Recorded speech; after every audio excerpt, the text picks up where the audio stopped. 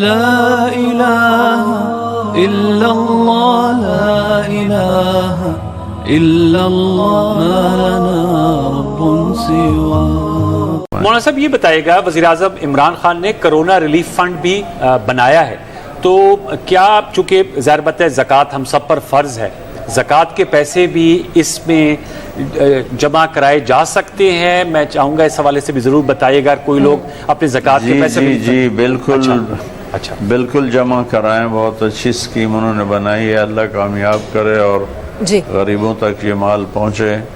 تو اس میں زکوٰۃ دینا بالکل بہت بڑا اجر ہے. اور یہ بھی اکثر کہا جاتا ہے، ظاہر بات ہے آپ کو علم ہے، آپ کا سیاست سے کوئی تعلق نہیں، لیکن ہمارے معاشرے میں اختلاف رائے پایا جاتا ہے، ہر بہت سی چیزوں پر پایا جاتا ہے.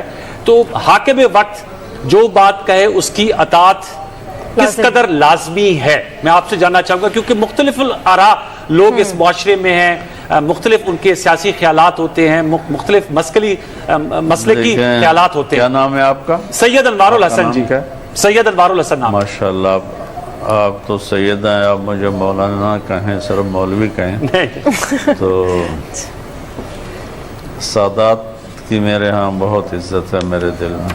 بہت شکریہ. دیکھیں، آپ نے بڑا دکھتا سوال، میری دکھتی رگ پہ آپ نے ہاتھ رکھا ہے. جی کہ ہمارے جو عوام ہیں ان میں نہ سلیقہ ہے، نہ طریقہ ہے، نہ اخلاق ہیں، اور اس قدر ہائپر ہو جاتے ہیں کہ اس کی انتہا کو چھو جاتے ہیں، نافرمانی کی، بد اخلاقی کی. جیسے آپ نے فرمایا، میرا اللہ کے فضل سے سیاست کے ساتھ کوئی تعلق نہیں، میں کسی سیاسی جماعت کا فرد نہیں ہوں. جی بالکل. اور سارے سیاسی لوگ میرے ہیں، میرے بھائی ہیں، میرے پاکستانی بھائی ہیں. میں سب سے ملتا ہوں کیونکہ میرا کام ہے اللہ کا پیغام پہنچانا. درست. جی. اور کوئی کہتا ہے اللہ والے بادشاہوں کے پاس نہیں جاتے، بادشاہ اللہ والوں کے پاس آتے ہیں. میں نے کہا فرعون سے بڑا بادشاہ نہیں تھا اور موسیٰ علیہ السلام سے بڑا اللہ والا کوئی نہیں تھا. تو اللہ نے کہا اذهب الى فرعون انه طغى، جا فرعون کو دعوت دے، وہ سرکش ہو گیا ہے. چونکہ مدت ہوئی صیاد نے چھوڑا بھی تو کیا، تاب پرواز نہیں، راہ چمن یاد نہیں. ایک زمانہ ہوا یہ امت اپنے مقصد دعوت کو بھلا بیٹھی. تو اب ان کو پتہ ہی نہیں چلتا کہ اس کام کے تقاضے ہیں لوگوں کے پاس جانا. میں 92 سے شاہ جی مل رہا ہوں بادشاہوں سے. اس وقت اتنا میڈیا نہیں تھا تو چیز اوپن نہیں ہوتی تھی. جب محترمہ بے نظیر بھٹو شہید رحمۃ اللہ علیہ کی شہادت ہوئی، میں مدینہ میں تھا. اچھا. تو میں وہاں سے آیا. میرا گاؤں ملتان کے کوئی 1.25 گھنٹے کی ڈرائیو پر ٹورڈز لاہور ہے.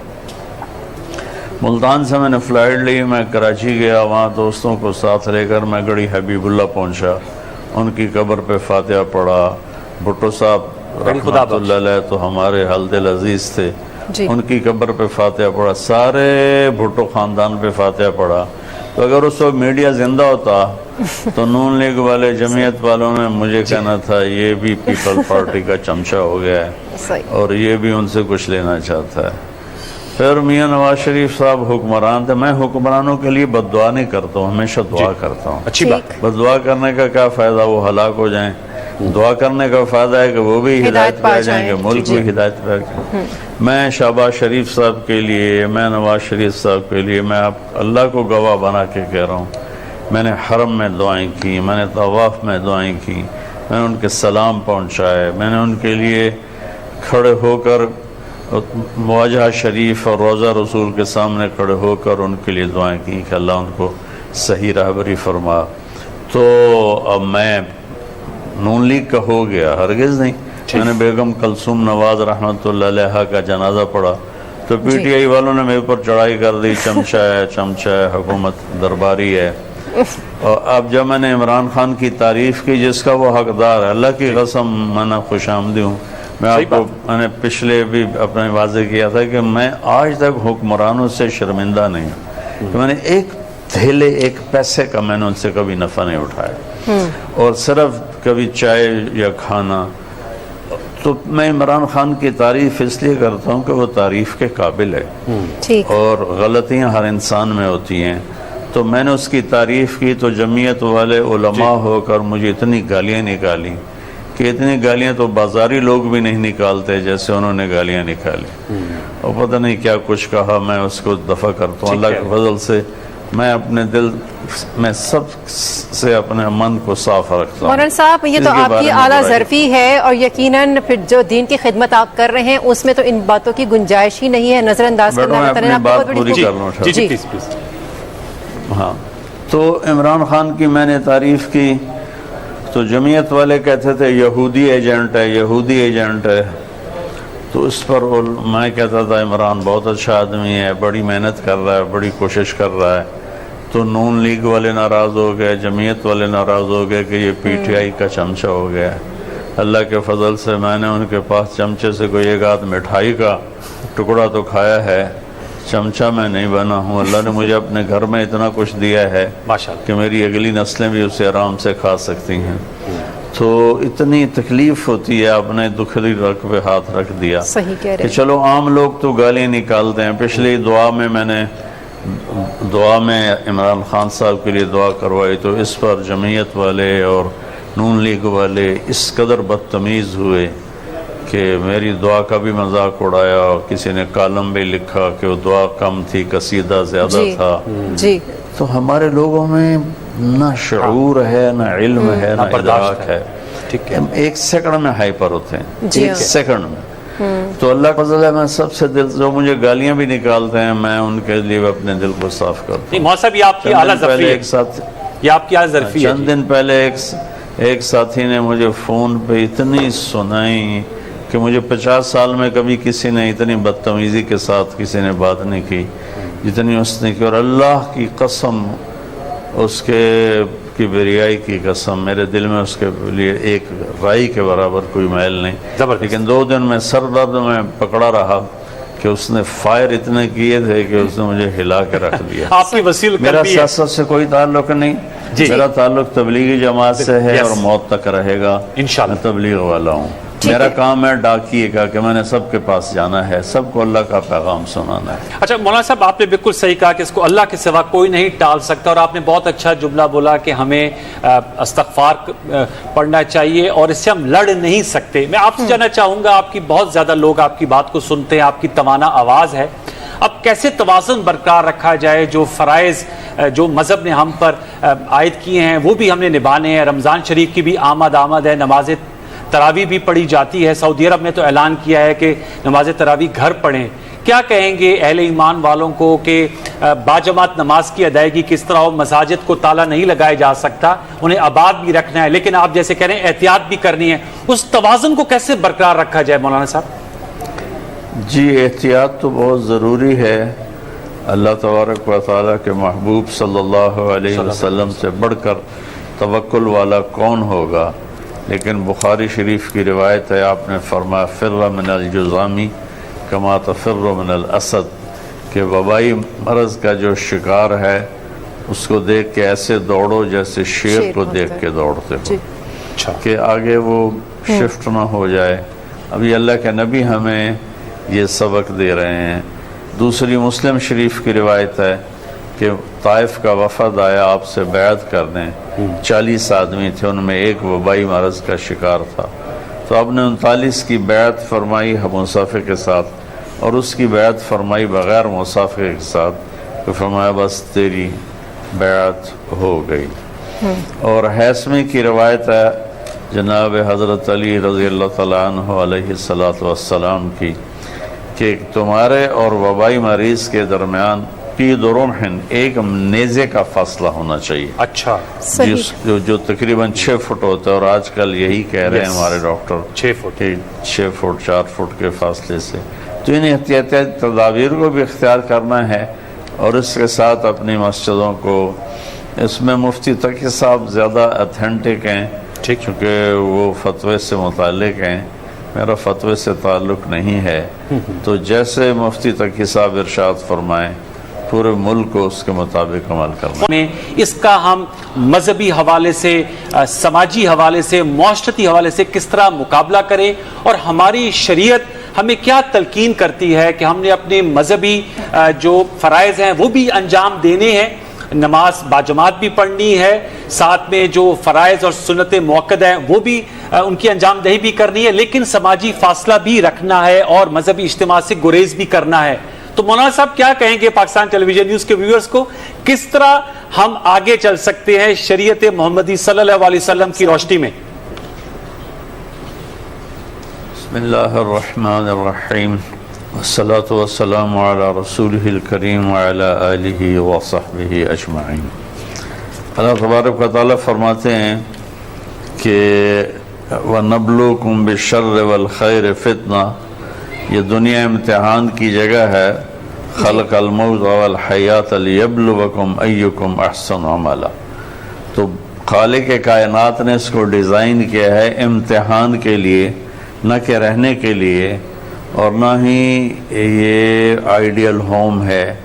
آپ ایک امتحان گاہ میں ہیں اور اس میں اللہ کی طرف سے ہر قسم کے حالات آئیں گے، اچھے بھی آئیں گے، سخت بھی آئیں گے. ان دونوں حال میں کیا کرنا ہے کہ ہمیں اللہ کی طرف الذین ينفقون فی السراء والضراء، جو تنگی اور فراخی میں اللہ کی رضا پر خرچ کرتے ہیں. جی تو ایک تو یہ اللہ آسمانی آفت ہے، اس سے ہم لڑ تو نہیں سکتے، اس کے لیے ہم سجدوں میں پڑھ سکتے ہیں اور احتیاط کر سکتے ہیں. مہدی خلیفہ تھا ہارون رشید کا والد. اچھا، اس کے زمانے میں قحط آ گیا تو وہ بہت پریشان تھا، رعایا کے لیے کچھ سمجھ میں نہیں آ رہا تھا. ساری ایگریکلچر بارش پر تھی. تو رات کو اس کا خادم اسے دبا رہا تھا، جی، کہنے کا کوئی کہانی سناؤ، دل بہت اداس ہے رعایا کے لیے. اس نے کہا بادشاہ سلامت، ایک لومڑی جا رہی تھی سفر پہ، اپنا بیٹا شیر کو دے کر گئی کہ تو بادشاہ ہے.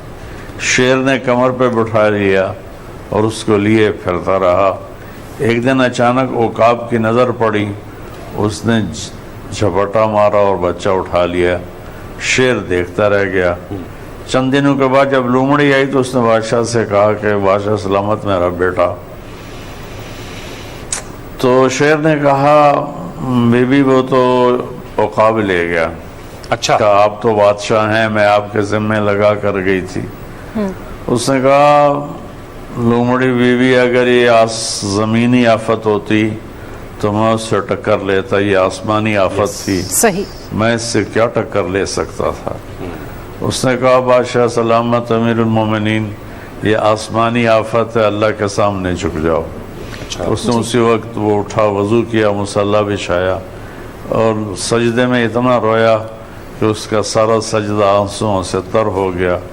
تو ابھی اس نے مصلی سے اٹھا نہیں تھا کہ اللہ تعالیٰ نے گنگور گھٹا بھیجی، بادل آئے اور بارش برسی اور سارا علاقہ سرسبز ہو گیا. یہ ایک آسمانی آفت ہے.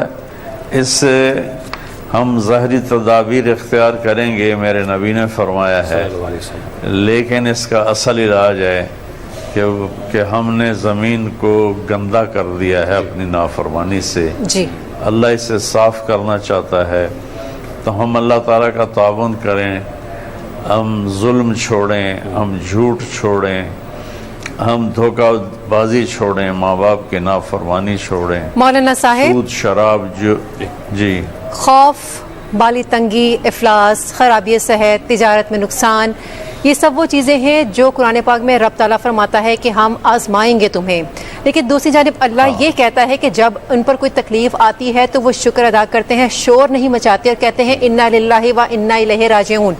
اور پھر کہتے ہیں کہ ہم اللہ کے ہیں، حالات بھی اللہ کی طرف سے آئے ہیں. آپ سمجھتے ہیں کہ آج کل کے دور میں اسی تناظر میں انسان اتنا باشعور ہے کہ وہ اس فہم کو سمجھ سکے، اس بات کو سمجھ سکے، رب کے فرمان کو سمجھ سکے کہ رب کیا فرما رہا ہے؟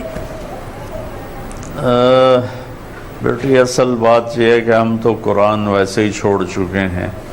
ہماری اکثریت کو قرآن پڑھنا نہیں آتا. پی ایچ ڈی کرنے والوں کو سورۃ فاتحہ نہیں آتی. صحیح. تو قرآن نے تو یہ جو آپ نے مینشن کیا ہے یہ بتایا ہے وَلَنَبْلُوَنَّكُمْ بِشَيْءٍ مِّنَ الْخَوْفِ، خوف آئے گا، وَجُوعٍ وَنَقْصٍ مِّنَ الْأَمْوَالِ أَنفُسِ وَالثَّمَرَاتِ، جان مال میں کمی آئے گی، بھوک آئے گی، خوف آئے گا، لیکن ایک تسلی دی بشیء، تھوڑا سا آئے گا۔ پھر فرمایا وَبَشِّرِ الصَّابِرِينَ، صبر والوں کو خوشخبری سناؤ۔ قالوا الذین اذا اصابتهم مصیبت، ان پر جب کوئی مصیبت آتی ہے تو وہ کہتے ہیں انا للہ و انا الیہ راجعون، کہ اللہ کی طرف سے ہے، اللہ کی طرف لوٹ کے جانا ہے۔ بلا شبہ تو 3 آزمائشیں تھیں، تو 3 اللہ تعالیٰ نے خوشخبریاں سنائیں۔ اولئک علیہم صلوات من ربہم، ان کے لیے اللہ کی طرف سے شاباش ہے، ورحمہ، اور ان کے لیے اللہ کی طرف سے رحمت ہے، وَأُولَئِكَ هُمُ الْمُهْتَدُونَ، اور یہی لوگ ہیں جو ہدایت یافتہ ہیں۔ اس وقت ہمیں احتیاطی تدابیر کے ساتھ اللہ کی طرف رجوع کرنا، توبہ کرنا، یہ بہت ضروری ہو چکا ہے، اس کو اللہ کے سوا کوئی نہیں ٹال سکتا۔ صحیح۔ صاحب ہم نے مفتی تقی عثمانی صاحب سے بھی گفتگو کی تھی، اور انہوں نے تو یہی کہا ہے کہ آپ لوگ جو حکومت نے جیسے کہا ہے اور طبی ماہرین بھی کہہ رہے ہیں کہ سماجی فاصلہ رکھیں، مذہبی اجتماعات سے، ذکر اذکار کی محافل سے پرہیز کریں ان دنوں میں۔ میں آپ سے جاننا چاہوں گا کہ مشکل کی یہ گھڑی ہے، اور ظاہر بات ہے بہت سے جو دیہڑی دار طبقہ ہے، جو ہمارا کمزور طبقہ ہے، وہ اس سے متاثر ہو رہا ہے، کیونکہ ملک اس وقت لاک ڈاؤن ہے ملک میں۔ کیا کہیں کہ کس طرح بحیثیت مسلمان ہم دوسرے مسلمان کی مدد کر سکتے ہیں اس مشکل کی گھڑی میں؟ کیا جذبہ ایمانی ہونا چاہیے، کیا قوت ایمانی ہونا چاہیے، اور اس کے بہت سے اس کے خوف میں مبتلا بھی نہیں ہونا چاہیے؟ مولانا صاحب دیکھیں، اس مشکل گھڑی میں اللہ تعالیٰ جن اپنے بندوں کو مال دیا ہے اور بہت زیادہ دیا ہے، وہ اس مشکل گھڑی میں غریبوں کی مدد کریں، ان کے گھر راشن پہنچائیں، ان کی ضروریات کا خیال کریں، چونکہ گیدرنگ سے تو یہ چیز پھیلتی ہے۔ تو اب کرنا ہے لاک ڈاؤن بند کرنا ہے، یہ تو حکومت کا فیصلہ ہے جیسے وہ کہیں، لیکن ہمارے مالداروں کے لیے ہے کہ جب تک یہ صورتحال ہے کہ غریب لوگ کام، جو دہاڑی دار تھے ان کا کام رک گیا ہے، تو مالدار لوگ اپنے دسترخوان بچھائیں اور روشن پہنچائیں، کھانا کھلائیں۔ جیسے ملک ریاض صاحب پہلے سے 2 لاکھ آدمیوں کو روزانہ کھانا کھلاتے ہیں، ماشاءاللہ، اللہ ان کا بھلا کرے۔ ایسے بڑے سخی لوگ ہیں، ان سے زیادہ مالدار ہیں، وہ لوگوں کو راشن دیں اور ان کو پہنچائیں۔ تو اس وقت کی ضرورت یہ ہے کہ ہم یہ کام کریں، کہ یہ اللہ تعالیٰ کو بہت ہی زیادہ پسند۔ اچھا مولانا صاحب، فلق تحمل، ایک روایت ہے کہ حضرت ابو ہریرہ رضی اللہ تعالیٰ عنہ کے پیٹ میں درد تھا، تو نبی پاک صلی اللہ علیہ وسلم نے دریافت کیا کہ ابو ہریرہ کیا ہوا؟ انہوں نے کہا کہ میرے پیٹ میں درد ہے، تو نبی پاک صلی اللہ علیہ وسلم نے فرمایا کہ ابو ہریرہ اٹھو، نماز پڑھو، نماز میں صحت ہے۔ اپنے بچاؤ کے لیے ہم کیا نوافل ادا کر سکتے ہیں؟ اپنے آپ کو اگر خدا کے سپرد کر دیں، بغض، عداوت یا اس طرح کی حسد، گالی، نفرت، غیبت، اگر اپنے دل کو بھی ان تمام چیزوں سے پاک کر دے، تو آپ سمجھتے ہیں کہ اندر کے اور جو باہر کے اعمال ہیں وہ جب مل جاتے ہیں، صاف ستھرے ہو جاتے ہیں، تو ہم خدا کے حصار میں آ جاتے ہیں؟ بالکل آپ نے صحیح فرمایا۔ ابو ہریرہ رضی اللہ تعالیٰ عنہ پیٹ کے بل مسجد میں پڑے تھے، تو آپ نے یہاں فارسی میں کہا ابو ہریرہ درد در شکم، تیرے پیٹ میں درد ہے؟ کہا جی یا رسول اللہ۔ فرمایا قم فصلی فإن فی الصلاۃ شفاء، اٹھو نماز پڑھو، اللہ تعالیٰ نے نماز میں شفا رکھی ہے۔ جی، تو ایک تو ظاہری اعمال ہیں، نماز پڑھنا، نفل پڑھنا، توبہ، استغفار، اور ایک جو آپ نے اشارہ کیا ہے ماشاءاللہ ماشاءاللہ بہت ہی خوبصورت کیا ہے، اس کی طرف عام طور پہ توجہ نہیں کہ ہم غیبت سے بچیں، بغض سے بچیں، نفرت سے بچیں، کینہ سے بچیں، مذہبی نفرت سے بچیں، سیاسی نفرت سے بچیں، قومی نفرت سے بچیں، اپنے دل کو مضبوط کریں۔ تو یہ دل کی مضبوطی کا عمل ہے، اپنے دل کو صاف رکھنا۔ یہ اللہ کے فضل و کرم سے اندر باہر سے حفاظت کا اللہ تعالیٰ کا نظام چلے گا اس کے لیے۔ مولانا صاحب، آپ کا درس پہ اکثر سنتا ہوں، اور آپ اکثر اپنی گفتگو میں کہتے ہیں کہ مسلمانوں تول میں فرق نہ رکھو، جتنا کہتے ہو اتنا ہی تولو، ذخیرہ اندوزی نہ کرو، منافع خوری نہ کرو. ان دنوں میں بھی ہم دیکھ رہے ہیں بدقسمتی سے کہ جو ایسی حرکات ابھی بھی جاری ہیں. آپ نے کہا کہ اللہ کا یہ عذاب ہے اور ہے بھی، اور اللہ سے رجوع کریں.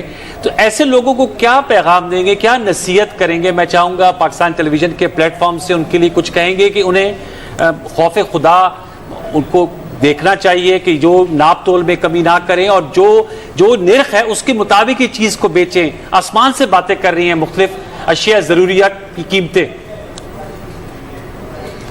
جی آپ نے صحیح فرمایا ہے. اس میں انسانی اخلاق جب تک زندہ نہ ہوں تو آدمی پیسے کا غلام ہوتا ہے. اور اللہ تعالیٰ کے نبی نے فرمایا تعس عبد الدینار و عبد الدرہم و عبد القطیفہ.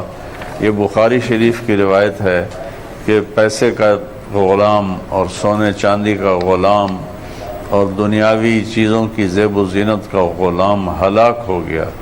اتنے محبوب اور محبت کرنے والے ہو کر آپ نے یہ فرمایا. تو ذخیرہ اندوزی تو کسی وقت بھی حلال نہیں، حرام ہے. اور اس موقع پر تو ہمیں دروازے کھول دینے چاہیے. جاپان میں زلزلہ آیا تھا تو دکانداروں نے چیزیں مفت رکھ دی تھیں کہ جو لے جانا چاہتا ہے لے جائے. تو ہم تو مسلمان ہیں، ہمیں اس موقع پر لوگوں کی خدمت کرنی چاہیے. الٹا قیمتیں بڑھانا، ذخیرہ کرنا، یہ تو جہنم کے انگارے خریدنے والی بات. اچھا مولانا صاحب، آسمانی آفت ہے، بیماری رب کی طرف سے آتی ہے، اور جب تک اللہ تعالیٰ نہ چاہیں تو کوئی بیماری لگ نہیں سکتی، اور اسلام کے اندر چھوت کا کوئی کانسیپٹ ہی بھی نہیں ہے. تو پھر ایسا کیا ہے کہا جاتا ہے کہ یہ جو بیماری ہے یہ کنٹیجیس ہے، یہ لگتی ہے، چھوت سے پھیلتی ہے بیماری. احتیاط کے لیے کیا کیا جائے؟ چونکہ نبی پاک نے بھی یہ فرمایا کہ جہاں وبا ہو وہاں نہ جاؤ، اور اگر وہاں ہو تو وہاں سے باہر نہ نکلو. تو پھر لاک ڈاؤن کے باوجود بھی ریاست کا حکم ہے کہ لاک ڈاؤن ہے، گھروں میں محدود رہیں. شریعت کہتی ہے وہ ماننا پڑتا ہے، ریاست اگر کہہ رہی ہے تو ماننا پڑتا ہے.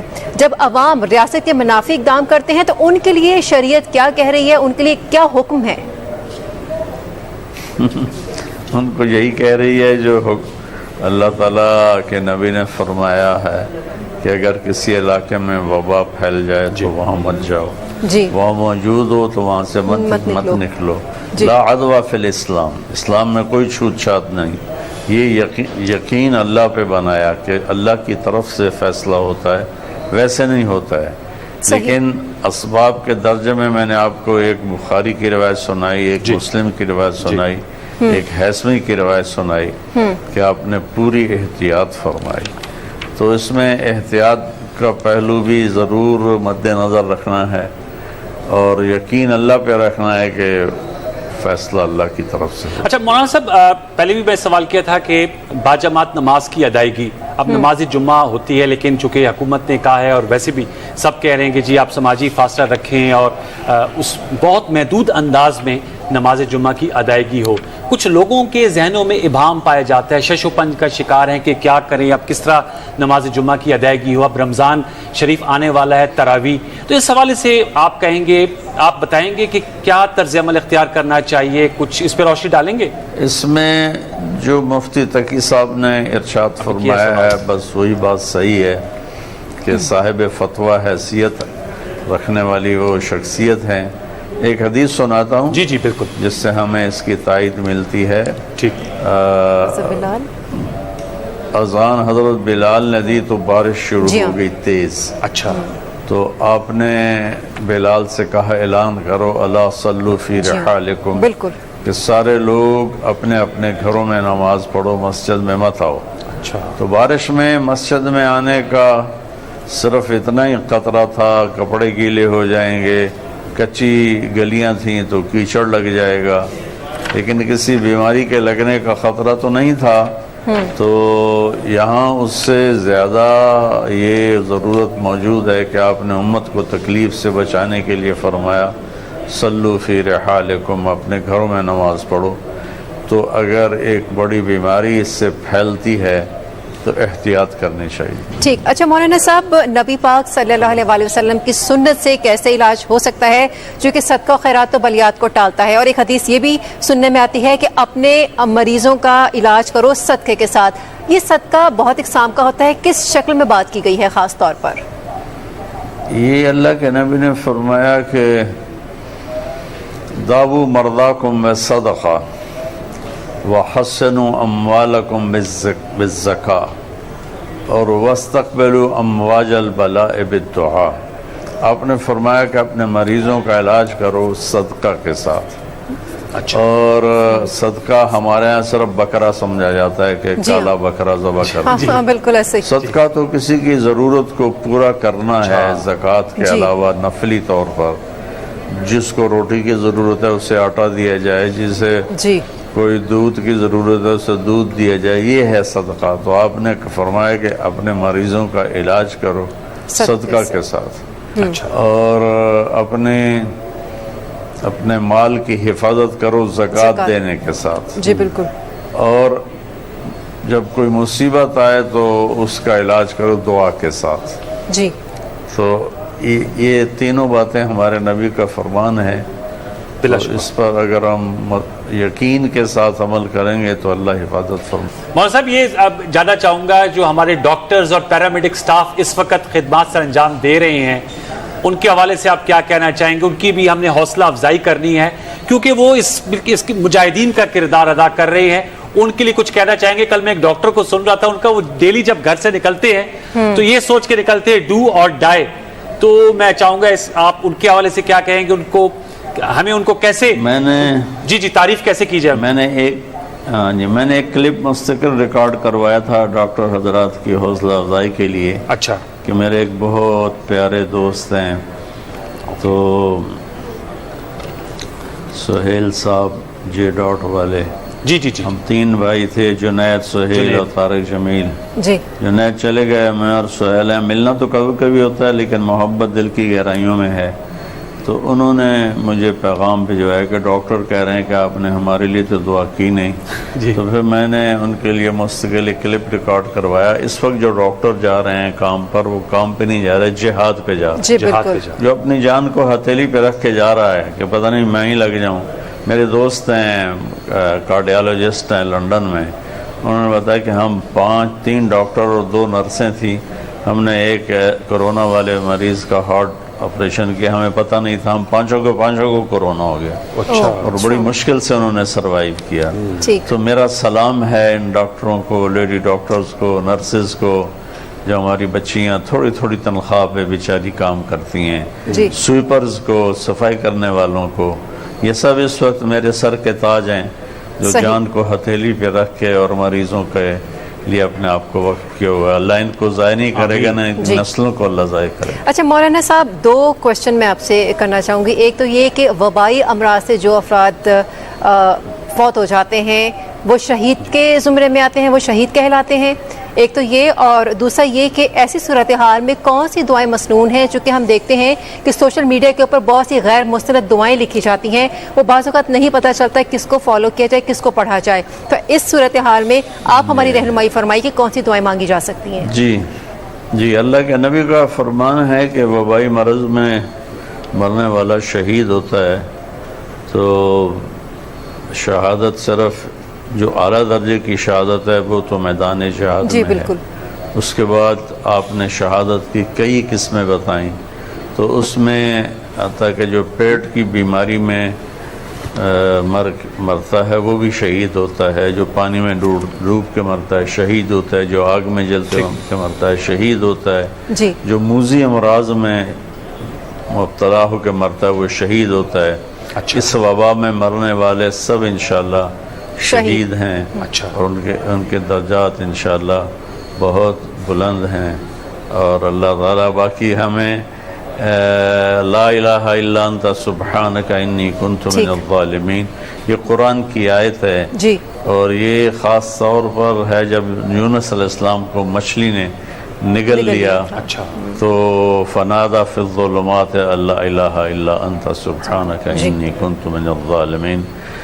تو انہوں نے, اللہ نے کہا کہ مچھلی نے جب نگلا تو اس نے یہ دعا مانگی. تو ایک روایت میں آتا ہے, تفسیری روایت ہے, اللہ تعالیٰ نے ان کے لیے مچھلی کو ٹرانسپیرنٹ کر دیا, اور وہ باہر کی ساری دنیا, سمندر کی دنیا کا نظارہ کرتے تھے.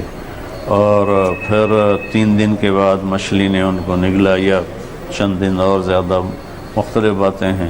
جی تو اللہ تعالیٰ نے کہا لولا انہ کان من المسبحین لبث فی بطنہ الی یوم یبعثون، اگر میرا یونس یہ دعا مجھ سے نہ مانگتا تو قیامت تک مچھلی کے پیٹ میں ہی رہتا. تو اس وقت یہ کوئی وظیفہ بتا رہا ہے، کوئی وظیفہ بتا رہا ہے. اس وقت 3 وظیفے ہیں. ایک نماز نوافل کا اہتمام کرنا، نوافل، اور ایک یہ لا الہ الا انت سبحانک انی کنت من الظالمین کا اہتمام کرنا، جی اور ایک صدقہ کرنا، اور ایک جو آپ نے بات بتائی تھی اپنے دل کو سب سے صاف کرنا. اچھا مولانا صاحب یہ ضرور بتائیے گا کہ جی بہت اچھے آپ نے بتائیں، دعائیں بھی اچھی بتائیں. وقت بالکل ختم ہوا جاتا ہے. یہ میں جاننا چاہوں گا کہ ہمارے ہاں بہت سے لوگ رمضان شریف میں اور ویسے بھی سال بھر عمرے پہ جاتے ہیں. اب عمرہ بند ہے اور حج کے حوالے سے بھی مختلف اطلاعات آ رہی ہیں. ابھی مصدقہ اس پہ فیصلہ نہیں آیا، حتمی طور پہ فیصلہ سعودی حکومت کرے گی. تو بہت سے لوگوں نے اس حوالے سے اب پیسے بھی جمع کیے ہوئے ہیں. ان کے لیے کیا حکم ہے اگر وہ پیسے جس پہ انہوں نے عمرہ کرنا تھا اگر ریلیف فنڈ میں دے دیں یا صدقہ خیرات یا زکوٰۃ میں دے دیں، کیا کہیں گے اس حوالے سے؟ جی ان کو اختیار ہے، واپس لے لیں، ریلیف فنڈ میں دے دیں. انہوں نے تو اپنی طرف سے دے دیے. اچھا تو میرے خیال میں اس ریلیف فنڈ میں دے دیں تو زیادہ بہتر ہے. حج کا تو میں نے سنا تھا سعودی گورنمنٹ کے طرف سے سوشل میڈیا پہ اعلان کہ اس دفعہ حج کی تیاری نہ کی جائے. بالکل جو باہر کے لوگ ہیں وہ حج کی تیاری نہ کریں. تو اس سے پتہ چلتا ہے کہ حج نہیں ہوگا اور رمضان کا عمرہ بھی نہیں ہوگا. جی تو جنہوں نے نیت کی ہوئی ہے ان کو انشاءاللہ یہیں اجر مل جائے گا. انشاءاللہ وہ اپنے پیسے گھر میں رکھنے کے بجائے ضرورت مندوں میں تقسیم کر دیں تو زیادہ بہتر. صحیح. بہت شکریہ مولانا طارق جمیل صاحب، آپ ہمیں جوائن کر رہے تھے، لائیو تھے اپنے آبائی علاقے تلمبہ میاں چنو سے. آپ کا بہت شکریہ، بڑی خوبصورت آپ نے گفتگو کی، ہم آپ کے شکر گزار ہیں.